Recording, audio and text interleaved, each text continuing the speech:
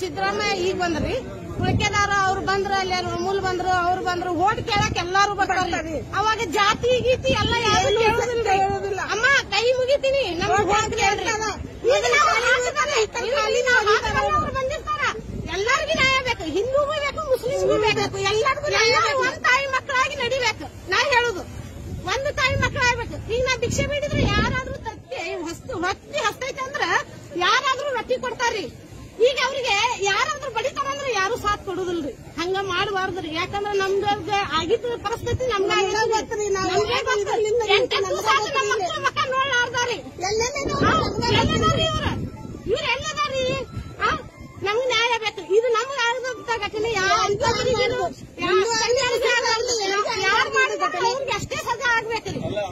ಇಂದು ಕೊಡ್ತಾರ್ರಿ, ನಾಳೆ ನಮ್ಮ ಗಂಡ 1 ವರ್ಷ ತನ ಬೆಡ್ ರೆಸ್ಟ್ ತಗೋಬೇಕು. ಅದು 2 ದಿವಸ ಯಾರು ಕೊಡ್ತಾರಿ? ಒಂದೇ ದಿವಸ ಅಳುವರ್ ಜೋಡಿ ಒಂದೇ ದಿವಸ ಆತಾರ. ದಿವಸ ಯಾರು ಅಳುವುದಿಲ್ಲ, ಒಂದೇ ದಿವಸ ಆತಾರ್ರಿ. ಈಗ ನಮ್ ಪರಿಹಾರಕ್ಕೆ ಬಂದಿದ್ದ ಸಮಸ್ಯೆ ಭಿಕ್ಷೆ ಮೇಡವ ನಾನು 4 ರೊಟ್ಟಿ ತಂದು ಯಾರಾದ್ರೂ ಹಿಂದೂ ಯಾರು ಕೊಡ್ತಾರ. ಹೊಟ್ಟೆ ಎಸ್ತೈತಂದ್ರ ಮುಸ್ಲಿಂ ಆದ್ರೂ ಕೊಡ್ತಾರ್ರಿ. ಹೊಟ್ಟೆ ಎಸ್ತೈತಂದ್ರೆ ಯಾರು ಕಣ್ಣಿಲ್ಲ ನೋಡುದಿಲ್ರಿ. ಈಗ ನಮ್ ಮನೆ ಪರಿಸ್ಥಿತಿ ದಿವಸವನ್ನ ನಿಮ್ಗೆ ಹೇಳಿದ್ರೆ ನೀವು ಸುಮ್ಕೊಂಡಿರ್ತದ. ಈಗಿದೇನ್ ಅದಾಳ ದಿವಸವನ್ನ ಅಂತೀರಿ. ನಮ್ ಪರಿಹಾರ ಇನ್ನೊಮ್ಮೆ ಯಾರು ಇಂತ ತಪ್ಪು ಕಲ್ಪನೆ ಇಂತದು ರೌಡಿ ಜಂಪು ಮಾಡಬಾರ್ದ್ರಿ.